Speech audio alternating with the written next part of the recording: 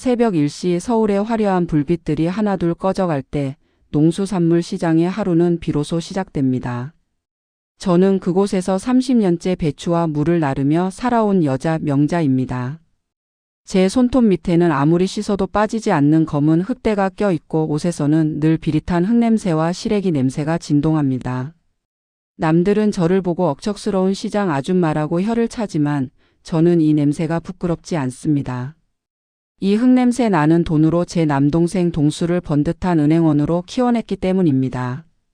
부모님이 빚보증을 잘못 써 길거리에 나앉고 화병으로 돌아가셨을 때 동수는 고작 초등학생이었습니다. 저는 대학 입학 통지서를 찢어버리고 시장통으로 뛰어들었습니다. 리어카를 끌며 배추를 나르고 겨울에는 동상 걸린 손으로 물을 다듬으며 악착같이 돈을 모았습니다. 누나, 나중에 내가 호강시켜 줄게. 콧물 흘리며 말하던 동수는 정말로 착하게 자라주었습니다. 남들은 과외다 학원이다 난리일 때 동수는 참고서 한 권으로 밤을 새워 공부했고 결국 서울에 있는 4년제 대학을 나와 그 들어가기 어렵다는 제1금융권은행에 취직했습니다. 동수가 정장을 입고 창구 뒤에 앉아 있는 모습을 처음 보러 갔던 날을 기억합니다. 투명한 유리병 너머로 보이는 동수의 하얀 와이셔츠와 매끈한 손이 제 거친 손과 대비되어 눈부시게 빛났습니다. 저는 혹시나 제 초라한 행색이 동수에게 누가 될까봐 멀리서 지켜보다가 몰래 적금 통장 하나만 만들고 도망치듯 나왔습니다. 그날 시장 구석에 주저앉아 마셨던 믹스커피 맛은 제 인생에서 가장 달콤하고도 쌉싸름한 맛이었습니다. 제 인생의 목표는 오로지 하나, 동수가 평범하고 행복한 가정을 꾸리는 것을 보는 것이었습니다. 30 후반이 되도록 일만 하던 동수가 어느 날 결혼하고 싶은 여자가 생겼다며 집으로 데려왔습니다. 이름은 혜진이라고 했습니다. 자신을 강남에 잘나가는 자산관리사라고 소개한 그녀는 머리부터 발끝까지 명품으로 휘감고 세련된 향수 냄새를 풍겼습니다.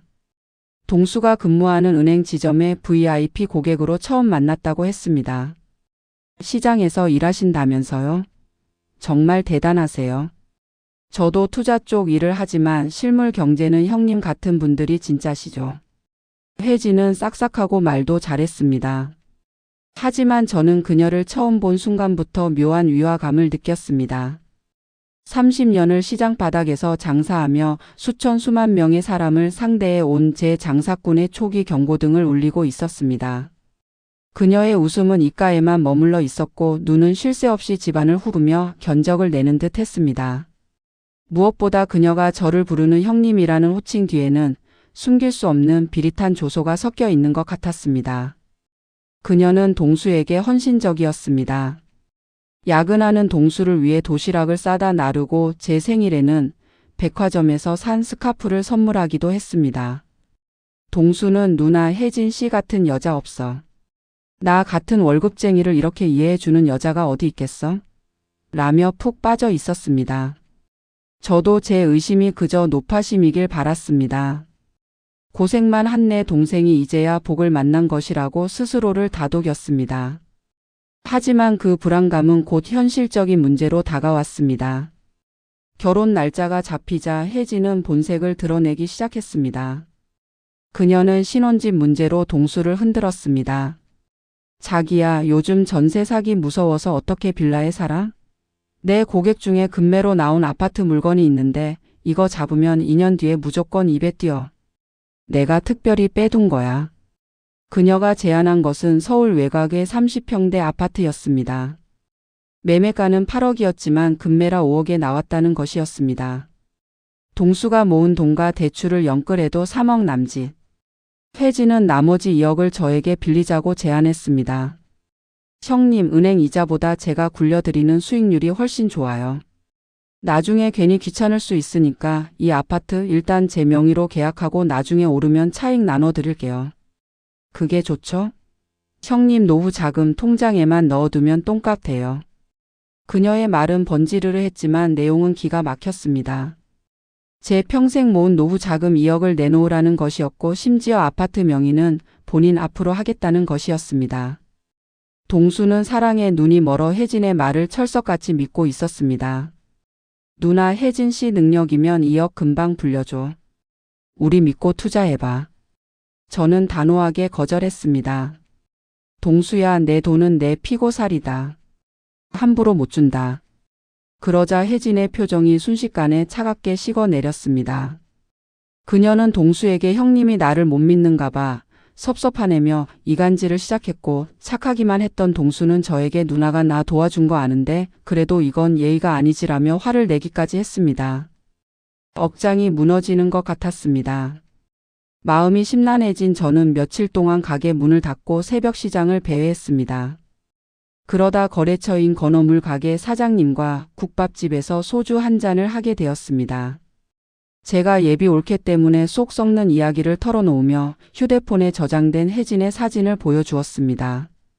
사장님, 얘가 우리 동수랑 결혼할 애라는데. 영 찜찜해서요. 건어물 사장님은 무심코 사진을 보더니 갑자기 사례가 들린 듯 기침을 토해냈습니다. 안경을 고쳐 쓰고 사진을 뚫어지게 쳐다보던 사장님의 얼굴이 흑빛으로 변했습니다. 어라, 이 여자. 어디서 많이 봤다 했더니. 그 김마담 아니야? 김마담이라니요? 아니, 왜 5년 전에 저기 시장에서 갯돈 들고 날랐던 그 여자 있잖아. 이름이 뭐더라? 그래, 이영숙. 그때 내 친구도 3천만 원 물려서 중내 사내 했었어. 점 하나 빼고 머리 좀 볶았다고 내가 모를 줄 알아? 제 심장이 쿵 하고 내려앉았습니다. 자산관리사라던 혜진이 사실은 시장 상인들의 피 같은 돈을 뜯어먹고 도망친 전문 사기꾼이었다니. 사장님은 급히 다른 상인들에게 전화를 돌렸고 곧이어 혜진, 아니 이영숙에게 당했던 피해자들의 증언이 쏟아져 나왔습니다. 그녀는 10년 전부터 전국의 시장통과 은행 VIP를 돌며 신분을 세탁하고 사기를 쳐온 악질 꽃뱀이었습니다. 이번 타깃은 성실하고 대출 신용도가 높은 은행원인 제 동생 동수였던 것입니다. 사실을 알게 된 저는 당장 동수에게 달려가고 싶었지만 이를 악물고 참았습니다. 놈들은 돈 냄새를 맡으면 귀신같이 도망치는 족속들이었습니다. 확실한 증거와 함께 현장을 덮쳐야 했습니다. 저는 제가 아는 시장의 정보망을 총동원해 그녀의 뒤를 캤습니다. 알고 보니 상황은 생각보다 심각했습니다. 혜진은 이미 동수의 명의로 마이너스 통장을 한도 끝까지 뚫어쓴 상태였고 신혼집 마련을 위한 전세 자금 대출 3억 원도 곧 실행될 예정이었습니다. 그 대출금이 그녀가 지정한 공범인 가짜 집주인의 계좌로 들어가는 날이 바로 내일이었습니다. 그리고 내일 저녁 그녀는 제 2억까지 현금으로 받아 챙겨 해외로 튈 계획을 세우고 있었습니다. 제 동생의 인생이 벼랑 끝에 서 있었습니다. 동수는 은행원으로서의 신용을 잃으면 직장에서도 쫓겨나고 평생 빚더미에 앉게 될 처지였습니다. 저는 떨리는 손을 진정시키며 동수에게 전화를 걸었습니다. 동수야, 누나가 생각 좀 해봤는데 내 말이 맞는 것 같다. 내일 집들이 한다고 했지? 그때 현금 2억 가져갈게. 혜진 씨한테 맛있는 거 준비하라고 해라. 아무것도 모르는 동수는 기뻐서 어쩔 줄 몰라 했습니다. 그 순진한 목소리를 듣는 제 가슴은 찢어질 듯 아팠지만 내일의 결전을 위해 눈물을 삼켰습니다.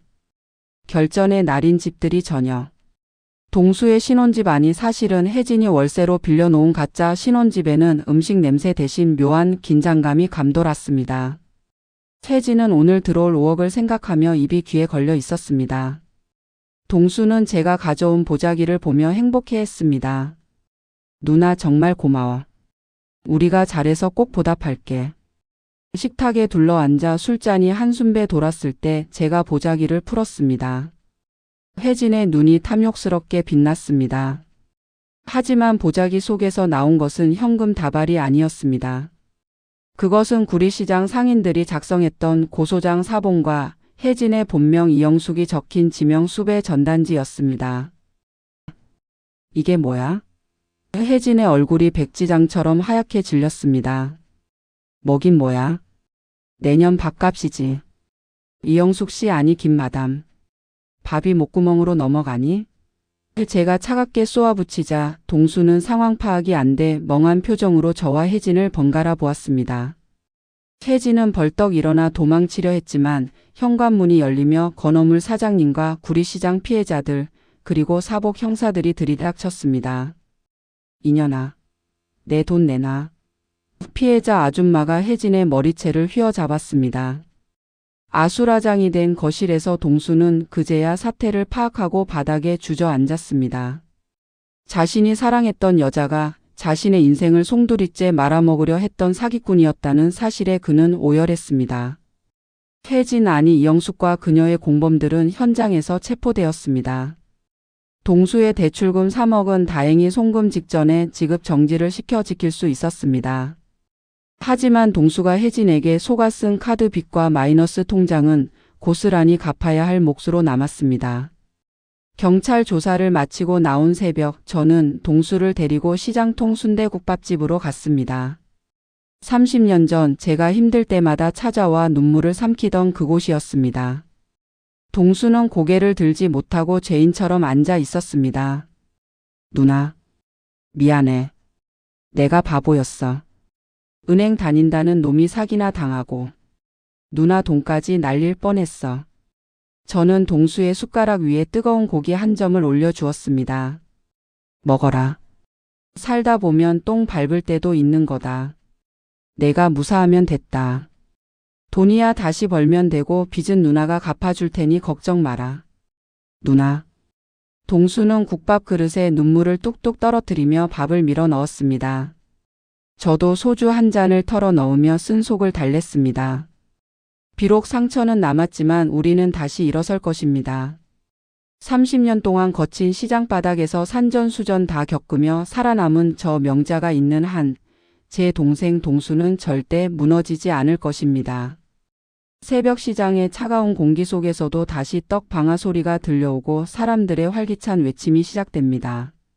우리의 인생도 다시 그렇게 뜨겁게 시작될 것입니다.